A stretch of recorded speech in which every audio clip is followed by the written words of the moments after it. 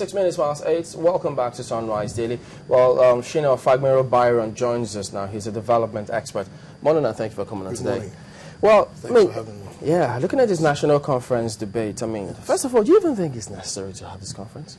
Well, we've been through that route before. Absolutely necessary, absolutely important. Because you see all sorts of comments coming through. That is true, and that is why you need a conference, because the comments are already coming out.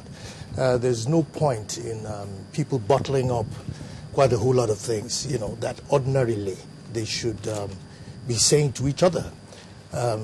Truth be told, if we as a nation can't speak to each other, can't dialogue with ourselves, and can't at some point agree on certain things, then, we don't have the right to call ourselves family, not to talk of friends.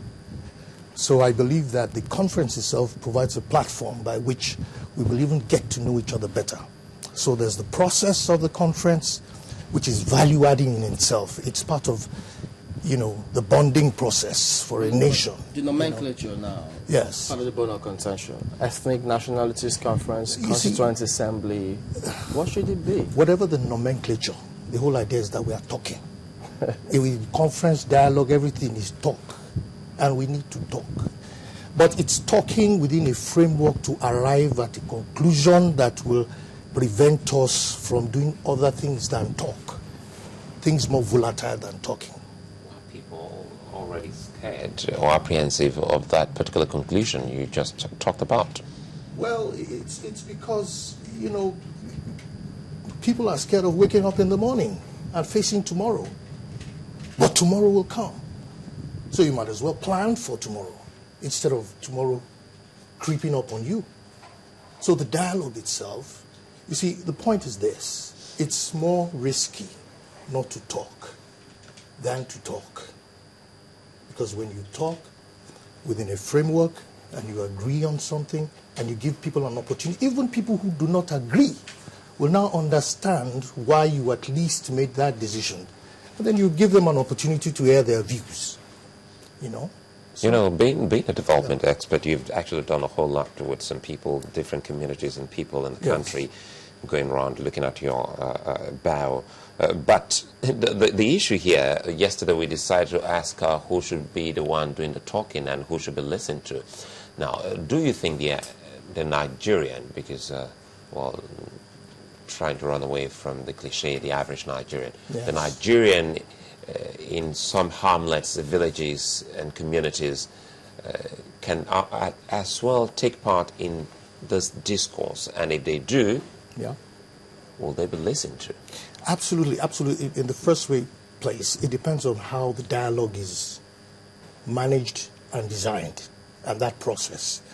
I believe, for example, that, look, the dialogue should be a bottom-up dialogue. It should start up at the community levels. When it starts up at the community levels, then people can aggregate that.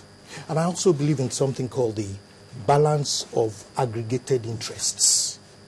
If you look at Nigeria within the 6 geopolitical zones, you will see that each geopolitical zone has an aggregated interest.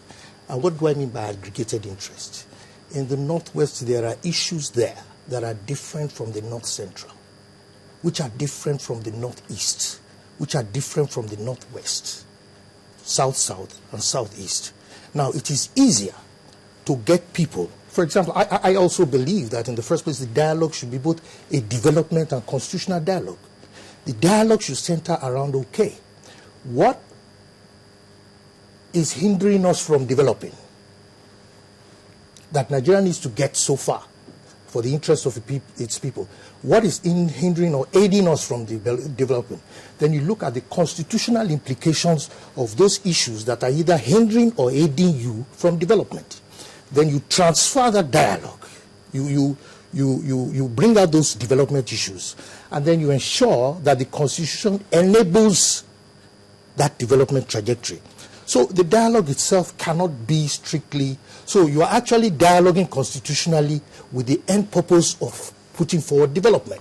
So actually development is the driver of the dialogue process. But these aggregated interests, like you say, exist across the different zones. Yes. Do they exist with respect to the conference? Because we've got people who have come here who say, look, it's not all regions that have the same kind of interest. Some I are agree. grudgingly coming to this Yes, conference, if yes. at all they will come. And others think, look, what's the big deal? Well, you see, the point is this. You see, you have community dialogues that I said. You need to start there.